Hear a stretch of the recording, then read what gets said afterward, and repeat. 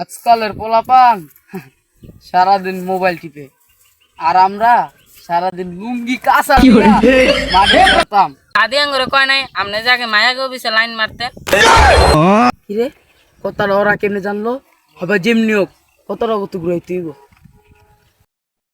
তোরা বেটা বাবা স্কুলে যাস না, তোরা যায় জিগাইস স্কুলে স্যার ম্যাডাম করতে আঙ্গ রুল কত আছিল। আমার রুল এক সারা ওই নেই কোনো। আমনে আমগুরে কয় নাই আমনে যাকে স্কুল পলাইতেন প্রতি পরীক্ষায় 10 সাবজেক্টে ফেল করতেন, এক লাগাই চাচার কথাটা শুনছস না রে যে চাচা যে ফেল করছে? আব্বাই কইছে না চাচা প্রতি পরীক্ষায় ফেল করতো। এ তোরা তো হবে তোর বাপের কথা শুনস না, স্কুল মিস্কুলে যাস না।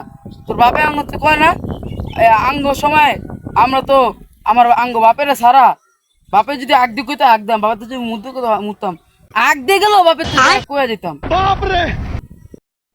দাদা আঙ্গুরে কয় নাই আমনে যে বাবা দাদার পকেট মেরা যে বিড়ি খাইতেন চিপা চাপায় যে ঘুরে পড়ে থাকতেন।